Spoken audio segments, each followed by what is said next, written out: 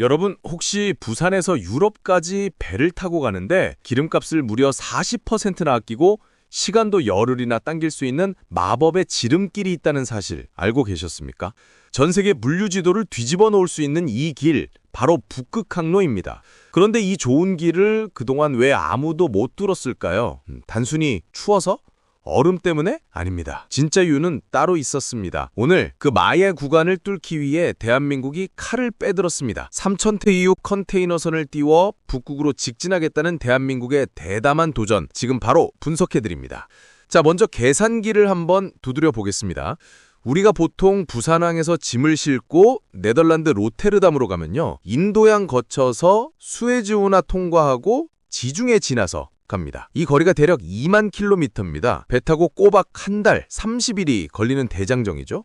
그런데 북극항로는 어떻습니까? 위로 쭉 올라가서 러시아 앞바다를 지나면 1만 3천 킬로미터, 무려 7천 킬로미터가 줄어듭니다. 서울, 부산을 17번 넘게 왕복하는 거리가 한 방에 날아가는 겁니다. 시간은 20일이면 도착합니다. 선사 입장에서는 기름값 아끼죠, 인건비 줄죠, 배를 더 자주 돌려서 돌 더 벌죠. 이론적으로는 무조건 가야 하는 황금 노선입니다. 하지만 여러분, 세상에 공짜 점심은 없다고 하죠. 그동안 이 길이 점선으로만 그려져 있었던 이유가 있습니다. 단순히 춥고 얼음이 많아서가 아닙니다. 바로 이 항로가 지나는 바다의 주인 러시아 때문입니다. 북극항로의 핵심 구간은 러시아 앞바다입니다. 여기를 지나가려면 러시아의 허락을 받아야 합니다. 문제는 지금 국제정세가 어떻습니까? 우크라이나 전쟁 이후로 서방의 대러 제재가 촘촘합니다. 우리나라도 이 제재에 동참하고 있죠. 그런데 배를 띄우려면 러시아 당국과 협의를 해야 하고 통행료도 내야 하고, 만약 얼음이 두꺼우면 러시아 쇄빙선을 불러서 길을 터달라고 돈을 줘야 합니다. 제재는 지켜야 하는데 운항 허가는 받아야 한다. 이게 참 외교적으로 골치 아픈 문제입니다. 게다가 러시아 마음대로 오늘 기분 안 좋은데 통과 금지해버리면 그날로 물려온 마비되는 겁니다. 그래서 지금까지 많은 나라들이 가고는 싶지만 무서워서 못 가는 그림의 떡이었던 겁니다. 그런데 여기서 우리가 주목해야 할 아주 중요한 포인트가 있습니다. 이번에 정부가 띄우겠다는 배가 석탄이나 철광석을 실어나르는 벌크선이 아니라 컨테이너선이라는 점입니다.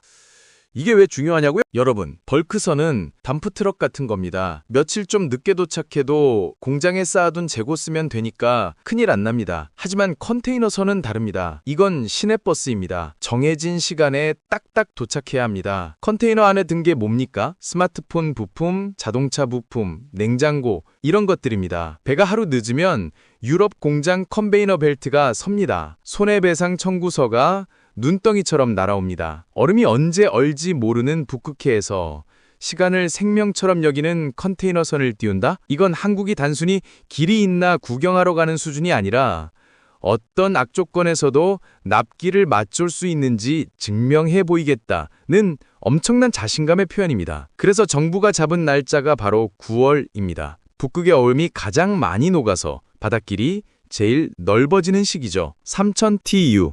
즉 컨테이너 3,000개 싣는 중형 선박을 투입해서 실전 테스트를 하겠다는 겁니다. 물론 걱정도 됩니다. 기름값은 아끼겠지만 특수보험료에 쇄빙선 이용료까지 내고 나면 막상 남는 게 없을 수도 있습니다. 배보다 배꼽이 더 큰 상황이 올 수도 있다는 거죠. 하지만 여러분, 당장의 이익보다 더 중요한 게 있습니다. 지금 중동 보세요. 수에즈운하가 후티 반군 공격 때문에 불안합니다. 전 세계 물류의 목줄이 언제 끊어질지 모르는 상황입니다. 이럴 때 우리가 북극항로라는 비산구를 확실하게 개척해 놓는다면 대한민국은 남쪽으로는 태평양, 북쪽으로는 북극해를 통해 유럽과 연결되는 명실상부한 물류 허브가 되는 겁니다. 특히 부산항 입장에서는 대박입니다. 북극항로가 열리면 부산은 유럽으로 가는 첫 번째 관문이자 마지막 종착지가 됩니다. 일본이나 중국 화물도 부산으로 모여서 북극으로 올라가야 하거든요. 이건 단순한 운송 실험이 아니라 대한민국의 100년 먹거리를 위한 물류 영토 확장입니다. 지도 위에 점선으로만 그려져 있던 그 길,